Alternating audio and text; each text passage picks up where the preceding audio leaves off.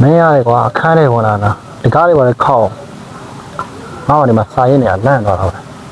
အေးပါကွာမင်းရတယ်လာချင်တော့လာတာမဟုတ်ဟဲ့အောင်ပြောစရာရှိတော့လာတာအေးမင်းအခန်းက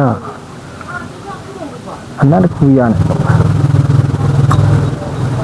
ဟုတ်တယ်အနက်ဘာနဲ့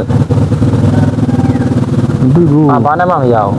မင်းကဘာနဲ့ရလို့လဲဝါယာဆော့ကစ်လို့ပလတ်စတစ်နဲ့လို့ဒါမှမဟုတ်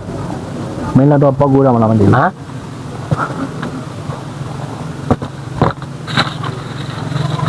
ဟာရဘာမှမဖြစ်ပါဘူးကွာတော့ကပုံမှန်ပါပဲမင်းနှာခေါင်း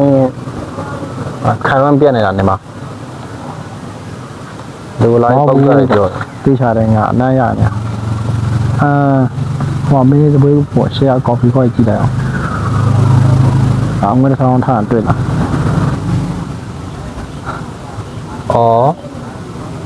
အဲ့ဒါငါခုနမှဖြောထားတယ်ပူပူနဲ့ကော်ဖီကွာငွေထွက်နေတာများမင်းကိုထွက်နေတာအဲ့ဒါမှထင်နေတာငါမှလန့်တော့မင်းရေးတဲ့စားစားတွေများလောင်ကျွမ်းသွားပြီလားတော့ကဲကွာကော်ဖီတောင်းမယ်ဆိုလေဝင်ထိုင်းအေးပါကွာအေးပါဟုတ်လားတော်ငါတို့လည်းကော်ဖီတစ်ခွက်ဖြောက်ပေးအေးကော်ဖီတော့ရတယ်မင်းရတယ်အဲ့ဒီကိုနေတော့အဝဲကျေကိုလုံးမလုံးမရှိဘူးအေး